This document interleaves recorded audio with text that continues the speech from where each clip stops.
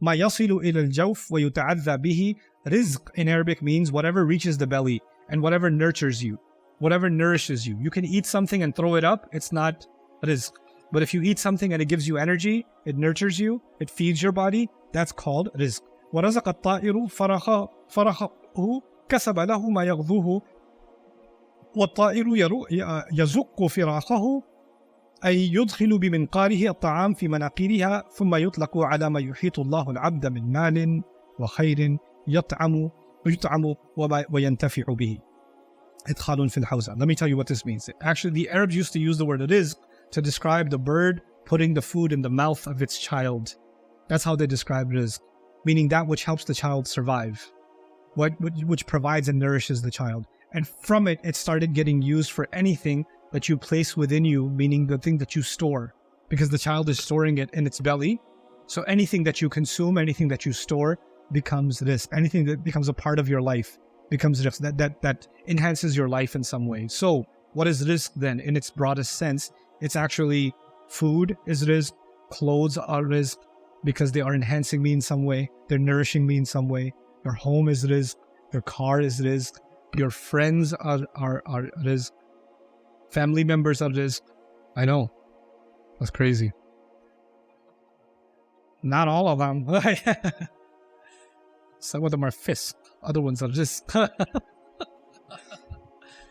Your teachers can be rizq, right? The opportunities that come in your life, maybe it is the experiences you have that benefited you, that strengthened you, that nurtured you.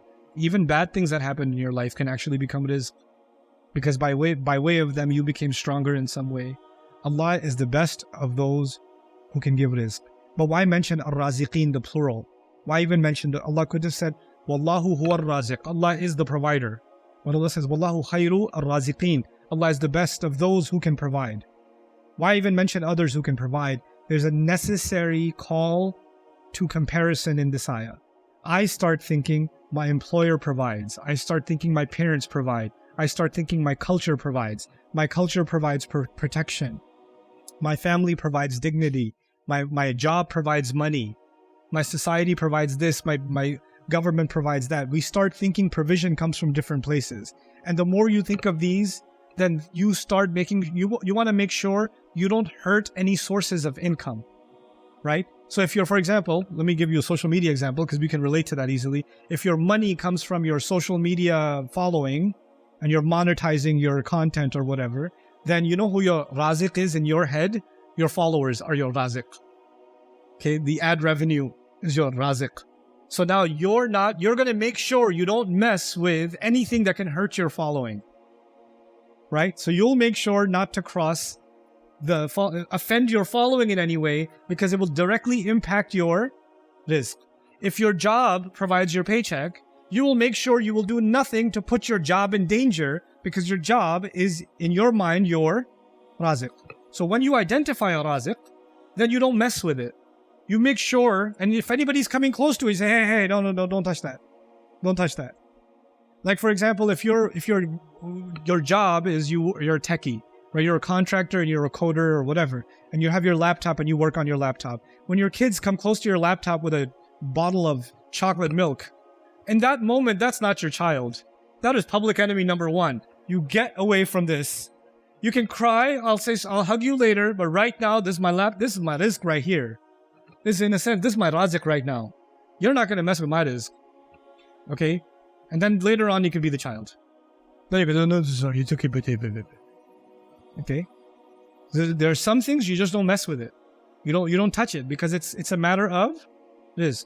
Same way, what happens in families is, you could be running a business, and your family can have an opinion on everything.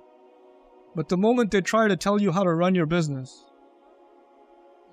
excuse me, wait, this is not for you. Step off.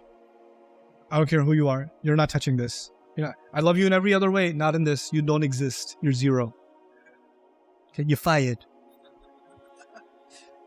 Why? Because people, they want to protect their rizq. If you have that mentality, this is a very easily understandable phenomenon, right? And if rizq is an opportunity and you don't want to miss the opportunity, nothing will get in your way from missing that opportunity. If you have a job interview and you have to get to that job interview, it's starting at 9 a.m. and you have to leave your house at 8 a.m. And then your sister calls, your mother calls, your friend calls and says, I want to talk to you about my feelings right now. You can talk to me while I'm on the road. No, I need to talk to you in person. No, I have a job interview. No, forget your job interview. No, I will talk to you after. I'll say sorry. Do it first and say sorry later. I gotta go. I'm gonna do this job interview. I can't be with you right now. I can't talk to you right now. Isn't that the case? You're not gonna let anything get in the way. When Allah calls Himself Khairul Raziqeen, you know what that means?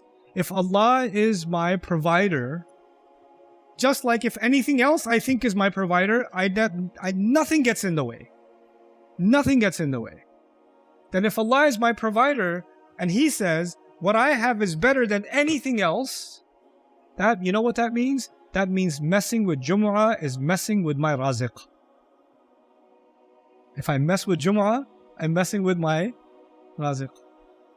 If I'm messing with the dhikr of Allah, I'm messing with my Raziq.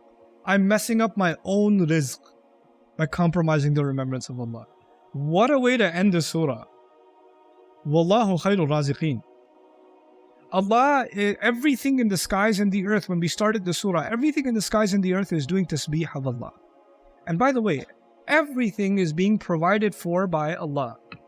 And the only ones who don't do tasbih of Allah are human beings, the way they should.